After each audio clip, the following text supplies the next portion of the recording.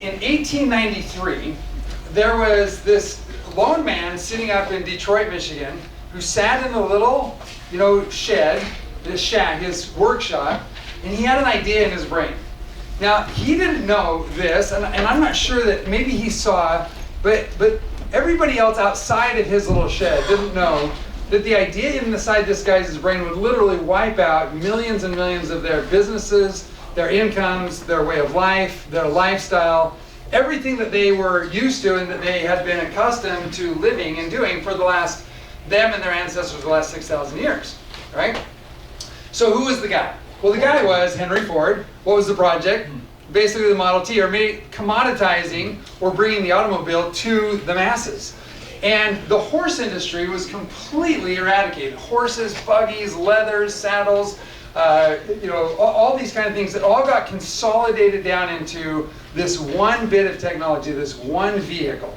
Now, to give you just to sort of paint a picture about how consolidated it became, in 1893, when Ford was sitting in his office tinkering around with the automobile, there were 22 million horses in America. 22 million horses, and think of all the industry that went along with that. 22 million horses.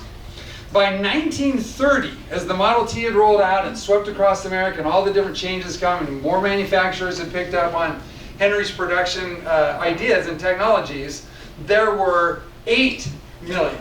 22 to 8 million, and today there are about 2 million. Now, here's the thing. We might say, well, gosh, all those people and all those leather makers and saddle makers and the horse and buggy people, they all got wiped out. Sad, really sad story. But here's the interesting part about that story. And that is, in 1883, a racehorse, a good top-of-the-line quality racehorse, was advertised in the New York Times for $250. Today's dollars, that's about 6,000 bucks. Okay? Yet today, last year, the average racehorse price was $93,000. Wow. Right? So what happened is we took and consolidated and scrubbed down a whole industry.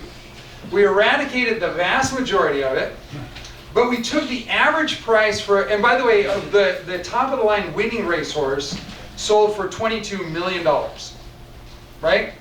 So average price about $90,000, top end $22,000. Back when Henry Ford was tinkering around, top end was $6,000 bucks. So we went from $6,000 to $22 million for a top racehorse.